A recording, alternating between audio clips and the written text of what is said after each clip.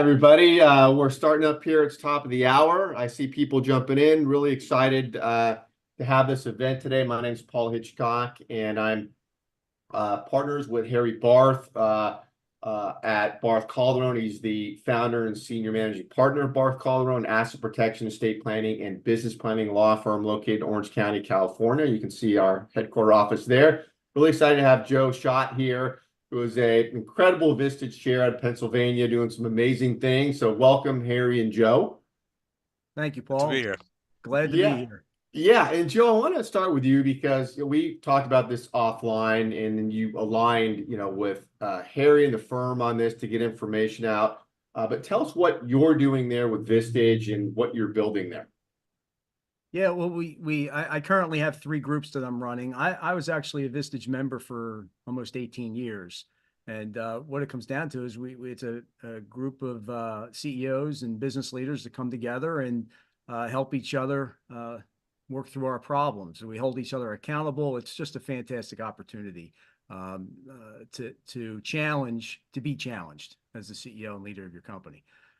So yeah, and topics like these are the types of things I love learning more about. To have the opportunity to sit with Harry here and discuss this new law that's on the books, and how most, if not, I'll tell you, I have not come across anyone that knew about this. I work with over 40 different CEOs, and none of them heard this. So I'm really excited to bring something like this to them as we learn more. And Joe, you've got opening seats there for your groups. Who are you looking for? Yeah, currently, one group is totally full. I have no room, no seats available at this time, but two of my groups do have a seat or 2 open, and I am, always looking to meet, business owners and just have conversations with them to see if this might make sense for them. So yes, I do have a couple openings right now. Great. Okay. Well, Joe, we're going to put your information up in the chat there also for everybody. You're going to hear a lot from Harry, and if you have questions, we're going to have Q&A here with Joe. If you can monitor the Q&A as we go along and just handle that with Harry, that'd be great. And then we'll also give everybody a chance to get one-on-one with Harry and the team afterwards. If you want to go into detail and you got to figure out your own situation, we have a complimentary assessment we're doing for anybody that wants to figure out how this new law impacts them and how it's related to asset protection, which we do here. So with that, I'm going to move it over to Harry. Harry, you want to take it away? I sure will. Well, good morning, Joe. Good morning, Paul. Good morning, everybody. Welcome to the most important law that you probably never heard of. So, and that, of course, is an issue. Let's talk a little bit about a couple things, some definitions. You're going to hear me use the term FinCEN quite a bit. FinCEN refers to the Financial Crimes Enforcement Network, who is the division of the United States Department of Treasury that is responsible for the monitoring and enforcement of this new law. The new law, guys and girls, was actually passed in a bipartisan legislation in 2020. However, was not implemented until January 1st of 2024. But I think as we go through it this morning together, and I'm going to get into the weeds and the details for all of you, I think it's important to understand, most important, what this law is all about. Because if you understand what it's about, then what I'm going to say to you is going to make a lot more sense. The law basically was born on 9/11. In 9/11, governments, not only our government, but governments around the world, really concerned about financing of terrorism, money laundering, and front companies and shelf companies that are being used for nefarious activities worldwide. It's actually quite common. And you'll also find that in looking at this, some steps were already taken. There was the Patriot Act, Know Your Client Act. You can't go to a bank and get financing without saying who you are, what you are. You can't get a notary done without a driver's license and putting in your address. So I think that what we're dealing with here is the building, or what the United States government is building, is a private. It's not for public consumption. It's not for anybody to use. It's a private registry of who are the human beings behind the entities. That's very important to understand. Who are the human beings behind the entity? So the whole purpose of the Corporate Transparency Act is to drill down to find out who are the human beings. This is not targeting large companies.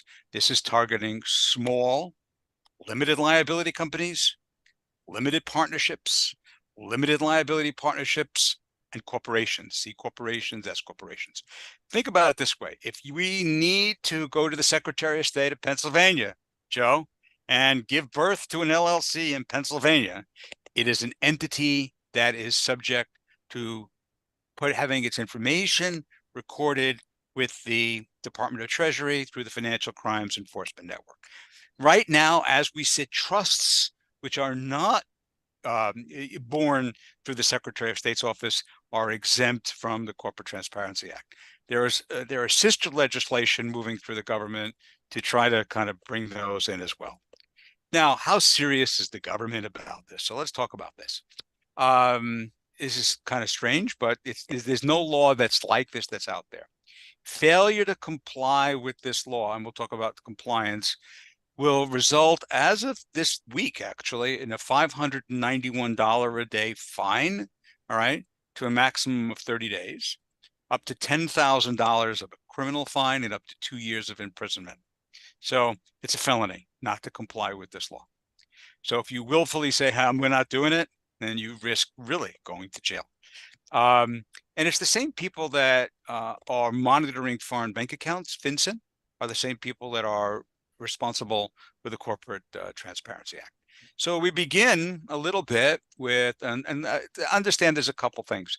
There is a legislation moving through that was passed by the House, not yet passed by the Senate, and not yet signed by Joe, that extends some of the deadlines that we're going to tell you about today, but it's not yet law. So we're going to tell you about the deadlines as they appear today. And there's another case, the National Small Business Association of America has a case which is challenging the constitutional validity of this law on a number of different fronts, which is working its way through the federal system. Now, I have almost 50 years of experience in this area, and my humble opinion is that the vast majority of the Corporate Transparency Act will be held constitutional, but some aspects of it may not. One of the things is, it's putting a burden on every single entity, not new ones only, but everyone that's in existence. 33 million of them need to comply, and every new one needs to comply. There's a tremendous burden on the business community to comply with this law. There are tremendous criminal penalties for not compliance with this law. There are the areas of uncertainty about this law. When you add all of that up, it kind of says, well, we're trying to comply with a law that nobody knows about, and it's criminal not to. And in the end, will this really curtail terrorist financing and money laundering and other things? As we go through it together, we'll decide today whether we think that will work or not. But that's the challenge to it. I don't think the challenge is going to be successful. Most of the Western economies, Britain, France, Germany, others, and modern Asian economy already have this in effect. Notaries are already in effect. Know your client rules are already in effect. So having this registry of all entities in the United States of America, which is available allegedly only for law enforcement purposes, I think it's going to be here to stay, and going to be here to stay for a while. Okay. So we started by saying that LLCs, limited partnerships, corporations are all subject to this rule unless they are exempt. All right. So there are about 23 some odd exemptions that are available. And if you fall into one of these exemptions, you do not need to comply with the Corporate Transparency Act. So let's talk about what they are. Public companies do not need to comply with the corporate, because they're all, everyone's examined them. The SEC's examined them. FINRA's examined them. The stock exchanges examined them. They've had a bunch of filings. We know who the people are. It's all public. So they're exempt. Certain SEC registered investment advisory firms, which are regulated by the SEC, are exempt. So if you own a registered investment advisory firm, you're already regulated to death, so you don't need to comply. Venture capital fund advisors are also regulated and do not need to comply. Insurance companies are regulated and insurance producers are regulated, so they are exempt from this act. Certain highly regulated financial companies like banks, credit unions, and registered securities broker dealers are all highly regulated. Everybody knows who they are. They're exempt. And trust companies usually fall within that highly regulated area, so they don't need to comply. Public accounting firms, CPA firms that are registered to be able to do public audits for companies under Sarbanes-Oxley are exempt because we know who they are too. Tax exempt entities like nonprofit organizations, are exempt. Political organizations are exempt. And subsidiaries, this is very important, wholly owned subsidiaries of exempt entities are exempt. So if the parent is exempt, a wholly owned subsidiary is exempt as well. And the one exemption that applies to most of your Vistage members and many we'll talk about, and these are ands, not ors. If the company has over 20 full-time employees as defined by state law, has its headquarters in the United States of America, and has over $5 million of gross sales under current law, it is exempt from filing. So talk about that. So I was thinking about that a little bit, and you and I were talking about it earlier on, Joe. So I own a law firm. My law firm has over 20 employees, we're over $5 million of gross sales, and our headquarters are in the United States of America. My law firm is exempt. But Harry has 12 LLCs and limited partnerships that I formed over the years that hold real estate, securities, and other things that I've done for estate planning and asset protection purposes. Every one of those need to be filed. Many of your members will have to do manufacturing, but the building that they're working in is owned by an LLC, which leases to the manufacturing operation.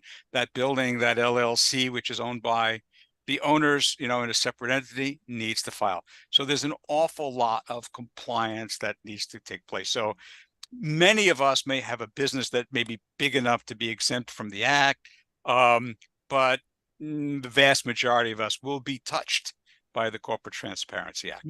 Harry, that's something key that I was just thinking about. Most Vistage member type size companies do own property. They own their own building, their own warehouse, and sometimes they own equipment too that they lease, or they own intellectual property, or other. Great asset protection, not to keep all the eggs in one basket. We do that all the time as attorneys for our clients and protecting them. Not all thine eggs in one basket. You have valuable IP, you put it in a separate LLC and license it to OpCo. Mm-hmm. So the answer to that is absolutely. So all of those are filing. Need to be thinking about it. Well, it's more than need to think about it. We have to comply. This is not a think about anymore.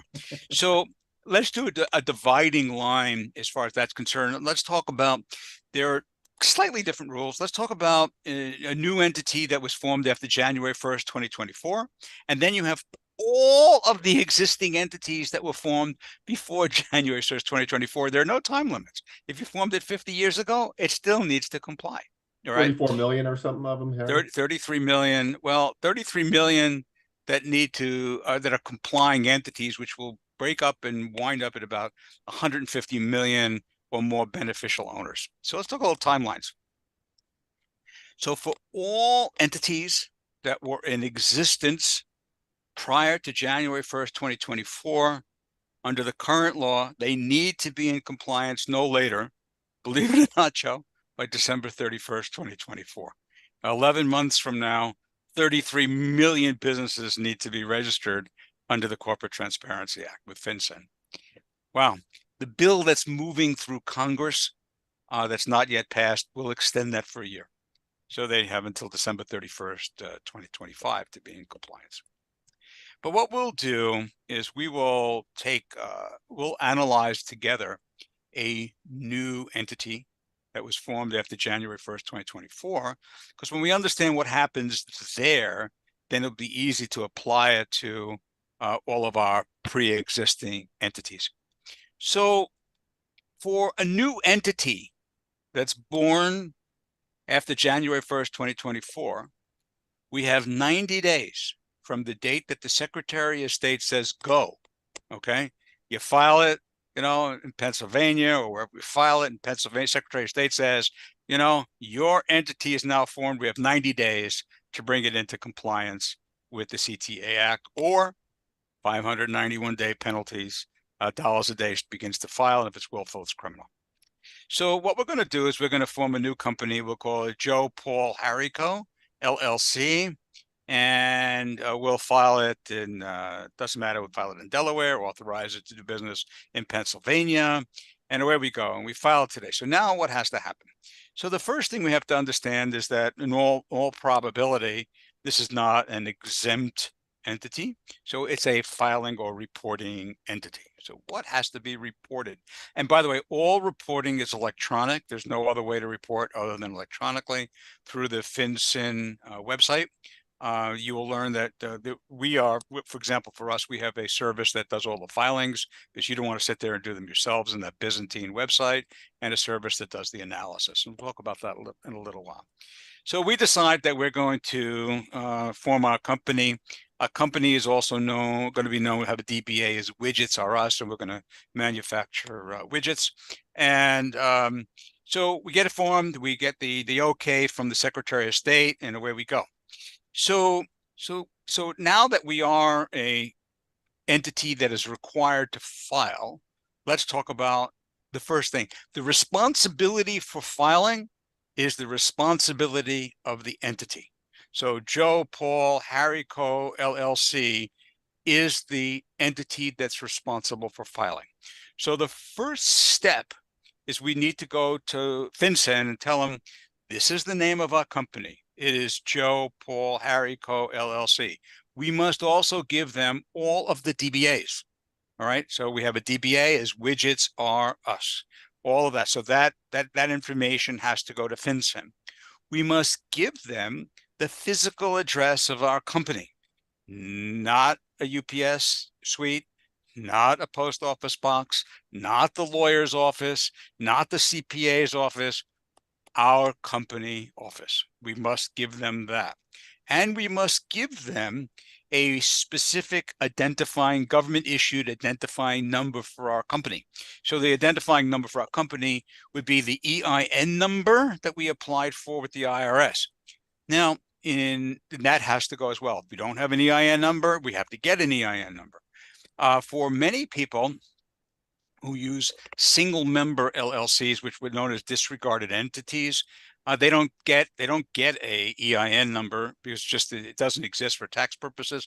Then their social security number must be given on behalf of that entity, or they get a taxpayer identifying number as a matter of convenience for that particular entity. So that is what we need to do for the entity to start. So now we have Joe, Paul, Harry Co. LLC. Now, the next thing that happens after January 1st, 2024, but not for prior entities, we also must disclose who, believe it or not, who is the paralegal or who filed this thing with the state of Pennsylvania, known as the company applicant.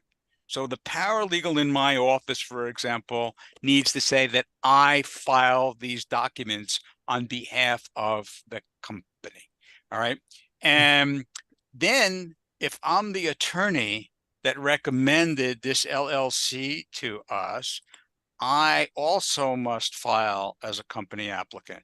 So Harry Barth, FinCEN number, Cheyenne Petty, one of my paralegals, FinCEN number are the company applicants. All right. We don't have to do that for pre-existing entities. We have to do that moving forward. I keep talking about company FinCEN numbers. So let me just pause for a quick second here about that. You can go, Joe, to the FinCEN website. Paul will be posting it later as a link in the chat. And you can set up an account with FinCEN, and should. That account basically says, hey, I'm Joe Shott. Here's my address, and here's my a color copy of my driver's license in the form of a PDF or my unexpired passport. When you do that, they will give you a number 1, 2, 3, 4, 5, 6, and you'll always be known as Joe Shott, number 1, 2, 3, 4, 5, 6 for FinCEN and CTA purposes. It's easier than every time having to put down your home address and these credentials every single time you are required to report. So I got a FinCEN number. We would normally do that for our clients. We can't, because in setting up that account, they want to, where did you go to elementary school? What was the color of your first pet? And two-factor authentication, typical government Byzantine, but security. But I'm glad that they're doing it. You get that number, then you'll give it to whomever's doing your analysis and doing your filing for you, should you not do it yourself. Okay. So now we have the company itself, all right? And now we have the company applicants that formed it. And now we first begin. So now what we need to report to FinCEN, remember what they're after. Who are the people behind the veil? So what's the next thing we need to do?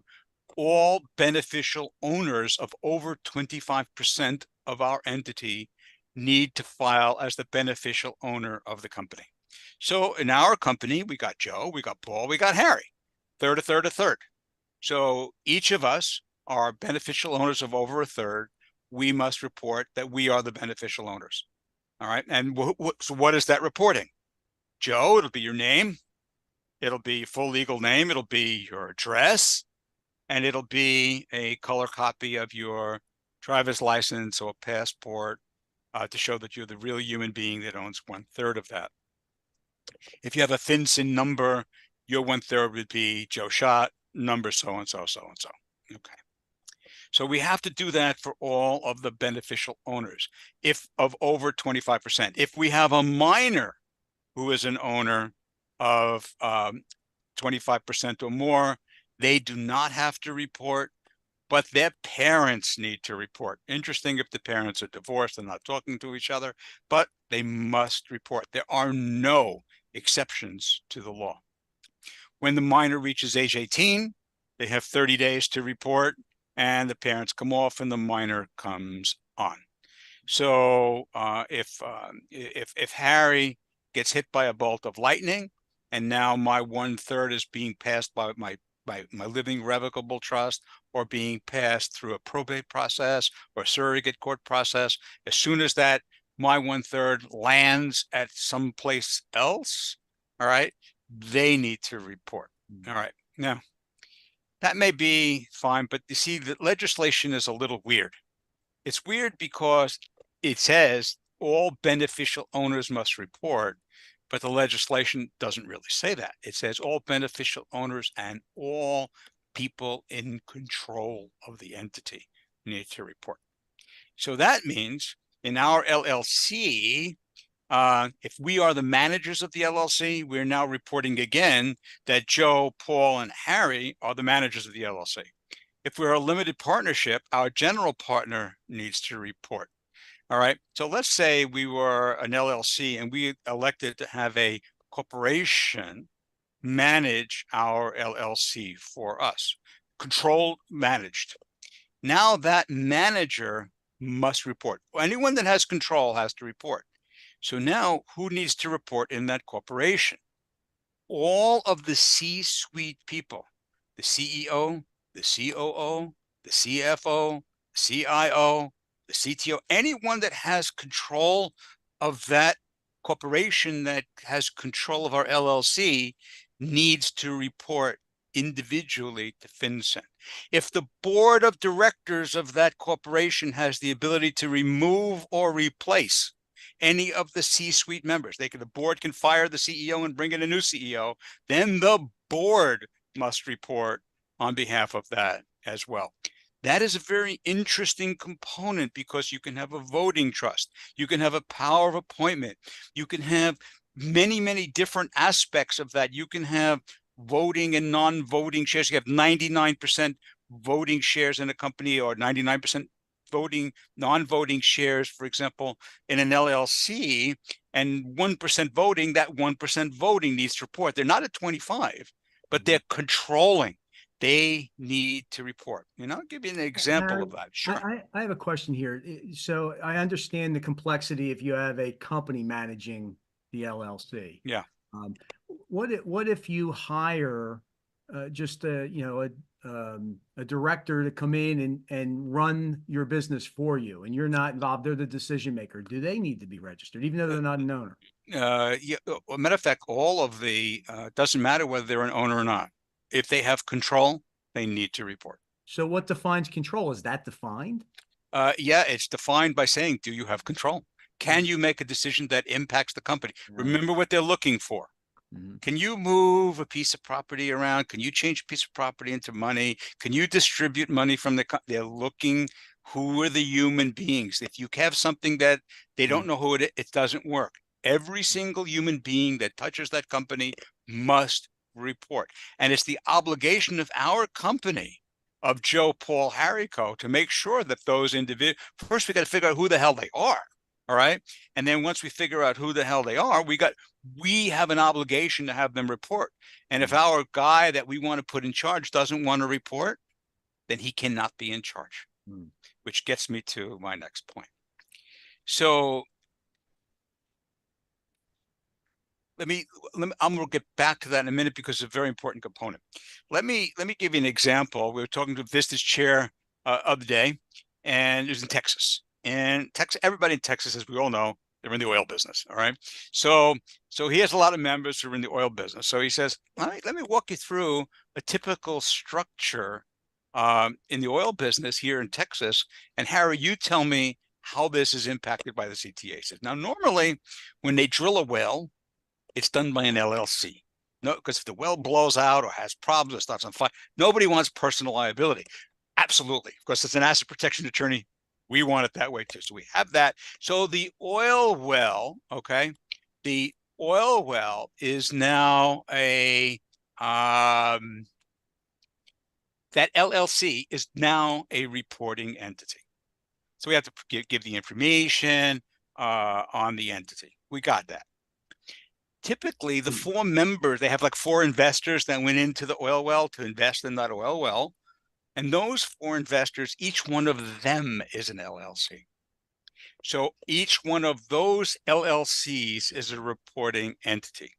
Now, Joe, if your LLC is part of the reporting entity in the bigger oil well, and typically you met with me and we did an estate plan, you have a living revocable trust or a generational or a dynastic skipping trust for children, whatever it may be, you have that LLC owned by a trust. Now, trusts themselves are not reporting entities. But if a trust owns a reporting entity, then we have to look into the trust. So you put your 25% interest in the oil well into the Shott family trust. Now we need to look into that trust. Who are the trustees? They need to report. Who is the settler who has the ability to move assets in and out of the trust? They need to report. If there's a trust protector, they need to report. Who are the beneficial owners? Who are the beneficiaries of the trust? They need to report. So all of a sudden, we have this, or it's held by a holding company, but 25% is held by a bigger holding company that invests in all these wells. The big holding company needs to, although the big holding company itself doesn't need to report, it needs to report its ownership interest in our oil well in your LLC. In this one scenario that I just put together for you, we can have close to 40 or 50 reporting people on this one entity in order to be in compliance. And we have 90 days from the day that it's born to figure all of that out. Now, 90 days for the companies that have just been started this year. Yes. Yes. Harry, before I don't want to miss this. We have a question because it's related to the control. The question is, does a property manager need to register? If the property manager is an entity, the answer is yes. If it doesn't meet one of the exceptions, of course they do. If it's an individual property manager, all right, that's not an entity, and but they have control of something of the underlying. See, you can have a property manager that gets a fee to manage the property, but they don't have control of the LLC or of that it has the property. Probably not. But if they have control, then the answer is 100% yes. Remember what I said. We want to know if it's Blue Sky Trust doesn't do any good. They want to know who's the Blue Sky Trust. Think of the Pandora Papers. Think of the Panama Papers. Think of all these people hiding. I think Mr. Biden has 18 shell LLCs that have all kinds of money floating around in it. Nothing. That doesn't mean it's nefarious. They want to know who's behind all. I think just the other day, a Google guy owned the 5 islands off the coast of Puerto Rico in various different LLCs that nobody knew he owned. All right, at all. But that's the way that they're drilling down who owns it. Because is it being used to finance terrorists and money launder, evade taxes? And that so that's the purpose of this that's being done. Yeah. Well, you said who owns it and who controls it. Yes. Those Who two owns are it important. and controls it? You can have a scenario where you and I, Joe, we have an LLC that has 10 owners, each one at 10%. No one, and we have a reporting entity. Our LLC needs to report, but none of the beneficial owners need to report because none one has 25%. But the 1 or 2 people or 3 people that control our entity, all right, maybe you and me, we definitely need to report. And if we have it in our trust needs to report all that information. And remember, some of the trusts that have been designed by people like myself, they're complicated. All right. They have trusts, there are sub-trusts, there are different trusts, there are irrevocable trusts, revocable trusts, that are used for asset protection trusts, dynasty trusts, generation skipping trusts. All of these various different tools, we need to know who the human beings are behind it. Now, in the legislation that's running through Congress right now, remember I said there right now a change. All right. If there's a change, if we go from a 17-year-old becomes 18-year-old who's a 25% owner, under the current law, it changes. We have 30 days to report. So if you are living in Pennsylvania and now you move to New Jersey and you get a New Jersey driver's license, New Jersey address, you got 30 days to report that. The company has to ensure that all of the reporting parties are up to date with FinCEN. It's a company responsibility. This is going to be really challenging when it's held by, sometimes in the older companies, may be held by a trust that's 40 years old. Half the time you don't know who the trustees are, and sometimes they may not be talking to each other, and they have to be in compliance. But in the new law that extends that 30 days to 90 days to report a change and changes December 24th to December 25th, okay, that gives us an extra year for the pre-existing entities. There's another part that's quite draconian. And the other part is there's an instruction under the law from Congress to FinCEN, the Financial Crimes Enforcement Network, that there can be no exceptions, none. If you say, well, we can't get Joe Blow, one of our 25% owners, to report, FinCEN has been instructed not to accept our filing. We will be out of compliance and we will be subject to a fine. We got to get rid of Joe Blow, or he needs to comply, or he or she needs to comply. There are no exceptions. And that's going to be challenging with divorces and intergenerational transfers.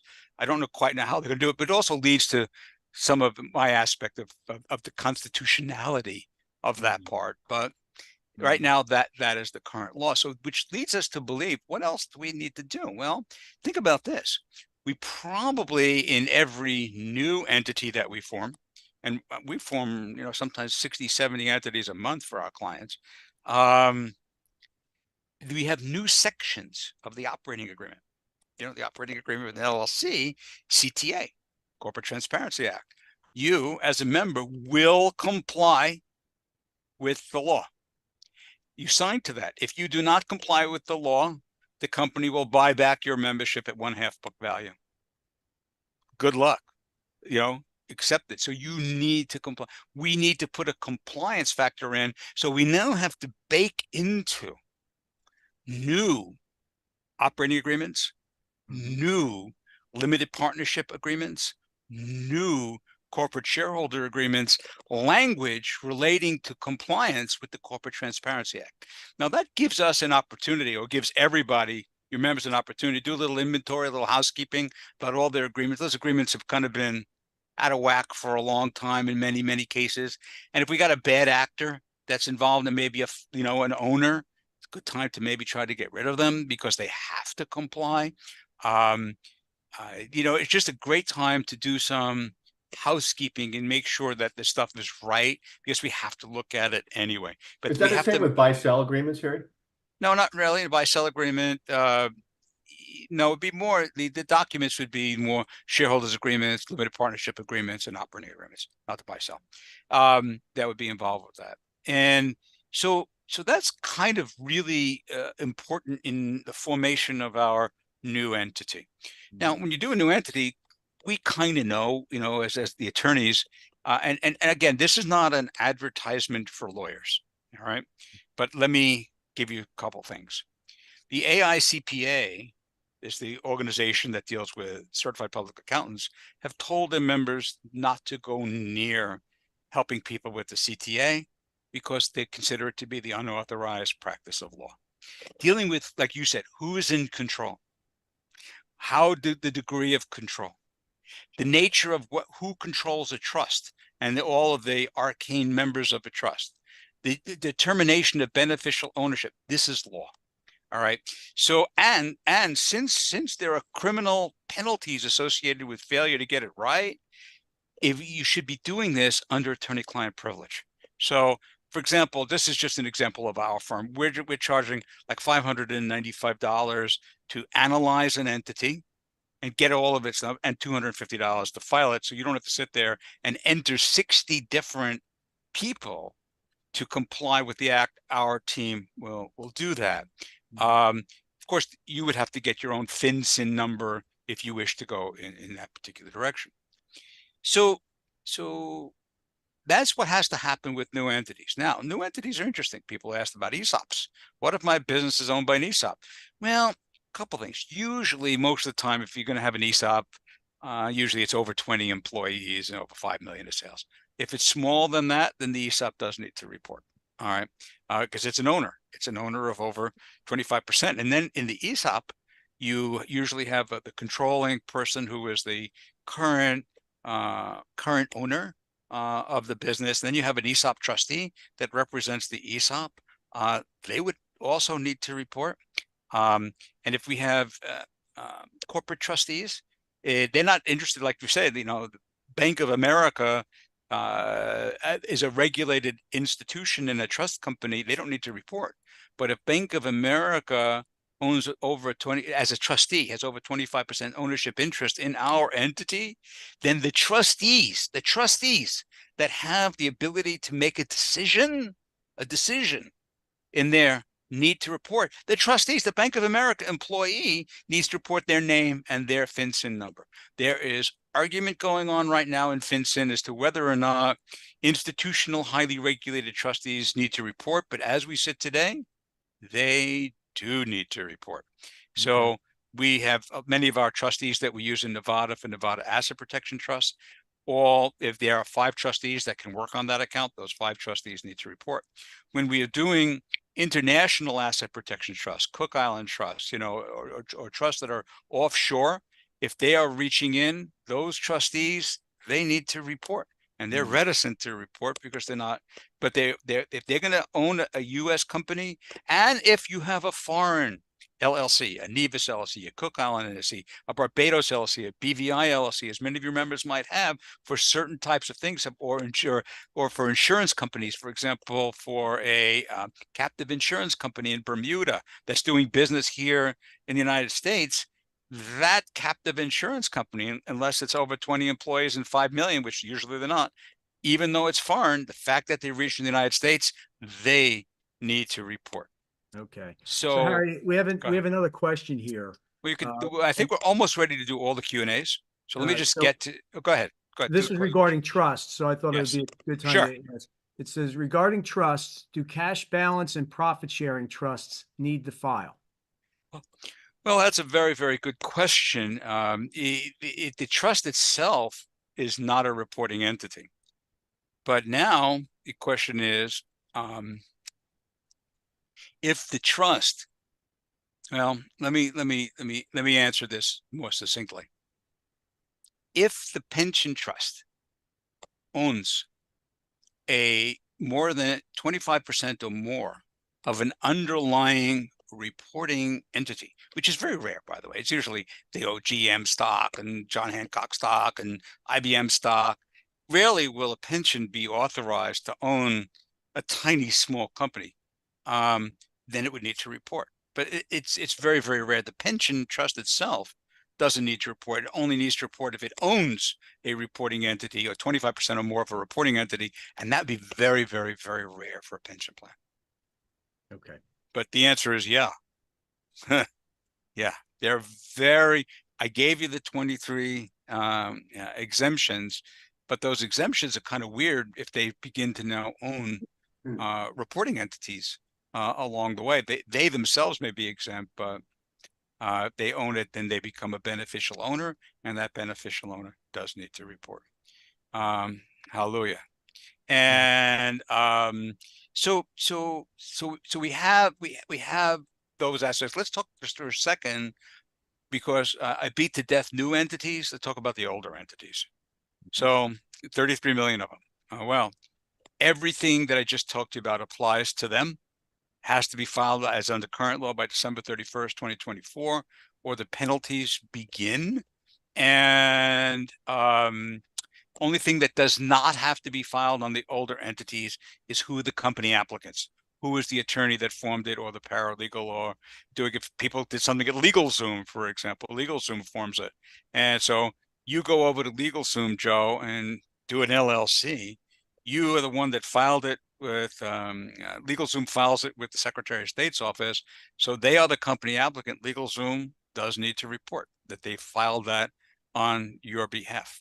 So you bet they do. So Harry, I'm curious. You formed formed an LLC like 20 years ago. I have no idea who formed it. If I did it, if I had. Yeah, prior to January 1st, Joe, 2024, we don't need the company applicant. So we don't need. Okay. No, we don't. Okay. It's only for new entities formed after January 1st, Okay. 2024 that we need to do that. Okay. The other thing we also need to be concerned about is data privacy. A lot of data is going to be flying around the country. Sensitive data. Joe, where you live, Joe, your address, Joe, perhaps your social security number, Joe, a copy of your driver's license. Got to make sure that as that's moving around between law firms, government websites, that it's encrypted and we have the protection for the data, because for bad actors, this is going to be a boon to try to grab that data while it's in transit. So we have to be concerned about the way in which it's going to be transmitted.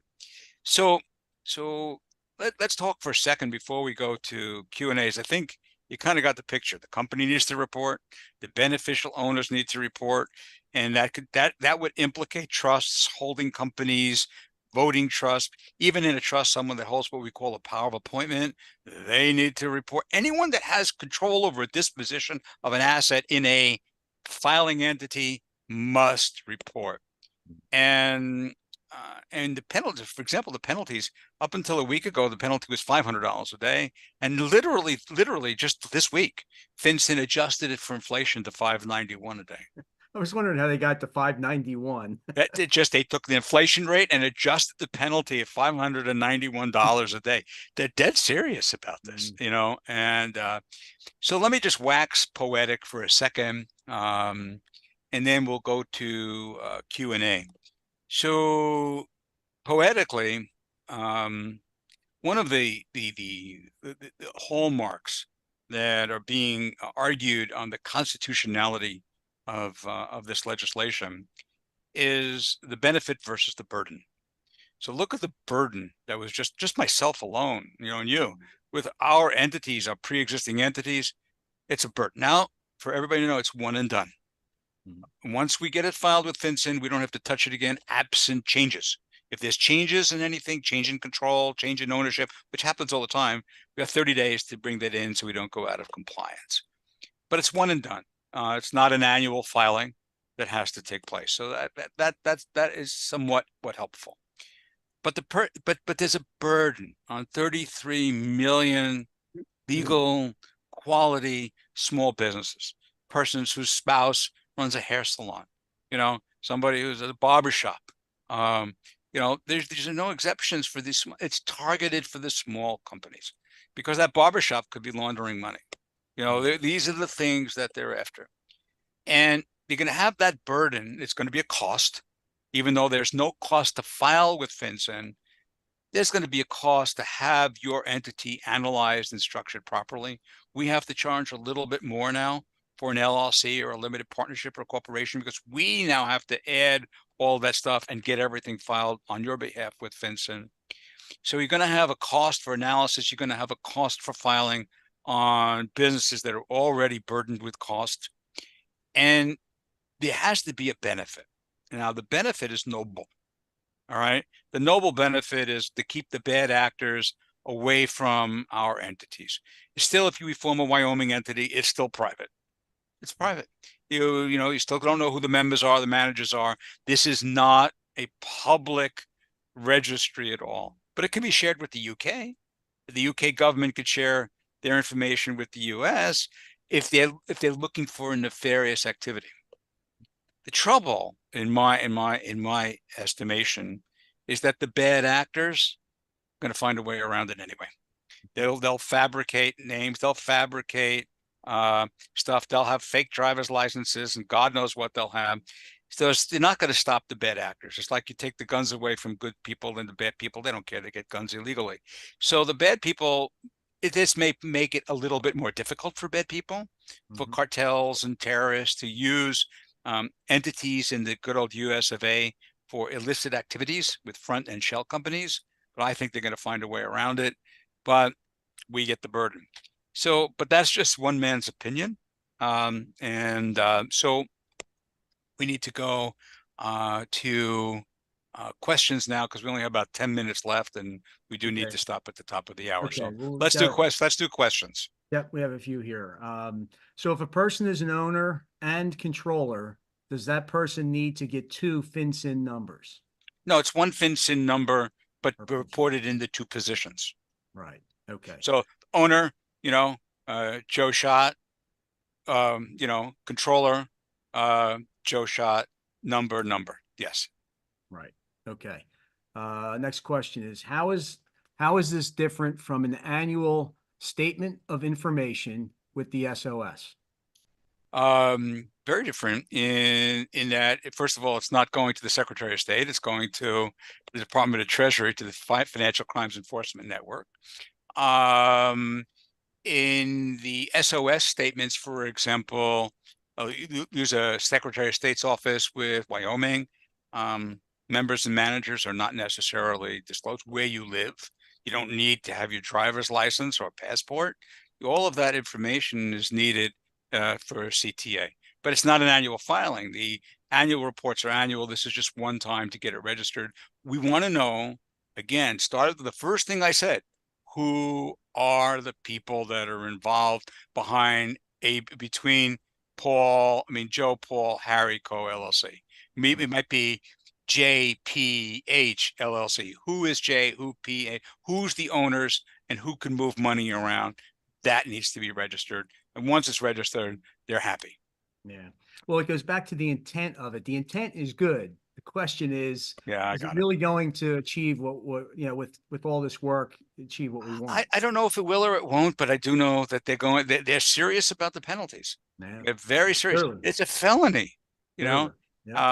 We bumped into this with people who have failed to file foreign bank account reports. Yeah. They have actually fined the hell out of them. Yeah. All right. Let me get to this question here. Pre-2024 entities, ones that have established before then. If we dissolve a reporting entity or remove some controlling individuals, is reporting needed before the end of this year? No, it's the status of the company at the time that you report. So if the company is dissolved and doesn't exist by the end of 2024, doesn't have to be reported.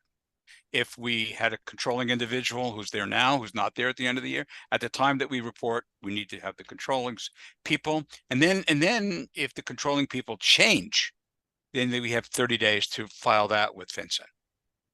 So we have to make sure that our reporting companies, this is important, have a procedure in place for dealing with the changes to CTA so the company is not in willful violation of the CTA Act. So once we have it set, we're fine. But we, Joe, Paul, Harry Co., we have the obligation that if we're going to bring in a member, or if there's a change, or we change the controlling people, that they have reported to FinCEN. So that's important that we have that in place. Okay. So in regard to FinCEN and companies and owners, I clarify, the question is the FinCEN number for the company, or do each owner need to get their own? Okay, there will be no FinCEN number for the company. The company will just give its name, its address, and its identifying number, EIN number, or social security number for disregarded entity. The FinCEN number is for all the individuals that are involved. The beneficial owners, the controllers, trustees, trust protectors, settlers, beneficiaries, all the people, okay, get a FinCEN number. Now, you don't have to get a FinCEN number, but every time I got to give your home address, and your driver's license, like a notary book. If once you have a number, you just got to keep that information up to date with FinCEN, and it becomes a lot simpler for those of us that are reporting on your behalf. Just to put in, it's Joe Shott, number so-and-so, so-and-so. Yeah, and a couple things is, I just want to mention that I did put up the FinCEN site URL there in the chat. So that's where you go to FinCEN. That's their official site there.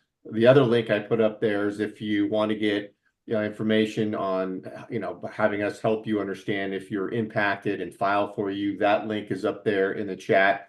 And then, Joe, I just want to make sure you saw there's a Q&A there outside of the chat if you want to pick that one up. Yeah, we have another question.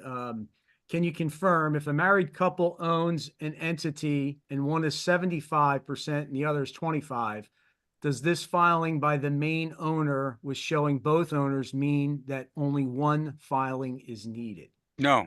Actually, there's two questions to that. If married 75-25, we have two owners, 175, 125. They both need to file.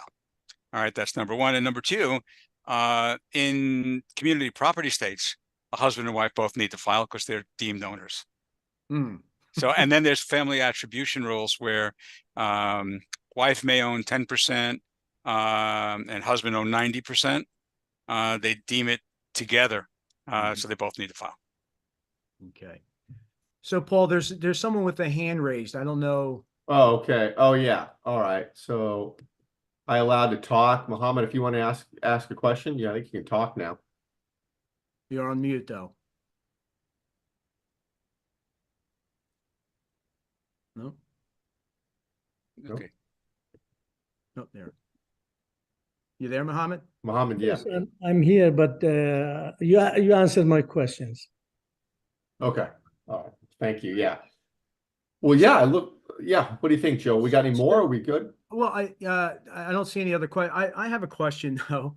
Sure. Barry, is I agree with the intent here. I like the intent, but it feels like this huge overreach to all the businesses. Yeah. And the fact is that it seems like you feel that it's definitely going to, they're going to push back, but we're going to end up having to report. I think the vast majority of it will stay. I mean, you can't buy a piece of gum without a notary, and that requires the same information. Right. So my question would be, for entities that were formed prior to this year, should we wait before we go through all this? It's a great question. And my answer for that is maybe. So we have an awful lot of clients saying, let's get it out of the way. And they're filing now and bringing it, nothing to hide, bring it up to speed. We'll get it done. I mean, the government kind of knows it has your tax return. They know a lot about you already. They're the ones that issued the passport. They're the ones that issued the driver's license. It's just, they're building a registry. So a lot of people are doing it. Other people are waiting. So if you're saying, okay, are we going to get, the main reason they're waiting is to see if we're going to get more time, and then to see whether or not the whole law gets thrown out as unconstitutional. My opinion, just my humble opinion, is the whole law is not going out the window. It's not going to happen. Some aspects of it maybe tone down this criminality associated with it. My God, I could see, I mean, if we don't file a tax return, my God, it's a civil penalty. They don't put you in jail. I mean, to put you in jail, here, of course, the word is willful. In other words, I know I should, but I'm not. You go to jail. That's the new law. I know I should, or I know I can't, or I haven't complied in time. That's the $591 a day civil penalty. So there's civil penalties and criminal penalties. Criminal penalties are always for willful activity. Okay. All right. Thank you. And if that's it, then any other questions? If not, we are ready to go. Okay, I have one question just popped over. Let's see. Based on what Harry just said, is there a reason I should wait to file? I don't see any reason to wait. Just, file it, get it done. I don't think there's anything nefarious about it. Now, of course, here's an issue. On some cases, guys and girls, it's really simple. You form an LLC, it's a disregarded LLC, you have it in your trust, you're the manager, you're the one owner. It's relatively simple to file. But in cases where I have an oil well that's in existence, or a business in existence, and 5 parent sister entities, you're talking about not a small amount of money necessary to analyze everything, get it right, and get it filed. If you're using an outside law firm to get it done, like I said, we do $595 an entity and $250 to file it. But I think it's going to be about the price range for professionals to help you do this. So you have a cost. So you want to wait a while to see if we get an extra year, see whether the legislation goes through. For some people, that's a decision that they make. There's no right or wrong answer to that. Yeah. Yeah. The deadlines, and that's what they are. Could be a mad rush at the end if you wait. Yes, could be. With the And you risk forgetting about it too. Oh, no kidding. The last question here, I think we're down to the end here. What is safeguarding this? I'll tell you, one of my members who has a cybersecurity company would love this question. What is safeguarding this information from becoming public? Okay, so you got a couple things. So one of the things that was built into the law is the safeguarding of the information. There are very, very severe criminal penalties for the improper use of the data that the government has. But it's just like, the guy who just released Trump's tax return got 5 years in jail for doing that. So I think that it's similar. There will be penalties enforced on the other side to safeguard and protect the data. But we all know how that goes. With hackers and stuff. Data is data. I hope they'll keep it safe. It's not for public use. Yeah. Yeah. Well, it's as safe as it can be, I guess, with the intent. Yes. Protect it. Paul, I don't know how we're doing on time here. I got another question. One more. Last one. Let's say one more. One more. Okay. So trusts that own entities are the only ones that need to file with both trustees and beneficiaries filing. That's correct. That own reporting entities, 25% or more. Correct. Okay. Great. Okay, guys. Yeah, excellent. Harry, thank you. Joe, thanks a lot. Thanks everybody for being here. And we're going to get the replay out to everybody that signed up. So look for that in your email and love it. Great stuff. Awesome. Okay. Harry, So Joe, you now know, huh? I now know. I don't know that I did want to know, but I want to know. You I now got a know. lot to talk about in my groups. I got to tell you, there's a lot Okay. of good information. We're available to help you do that too. Well, thank you. All right, you. Joe. Take good care. Paul, thank All you. Thanks. Bye-bye. All right. Yeah.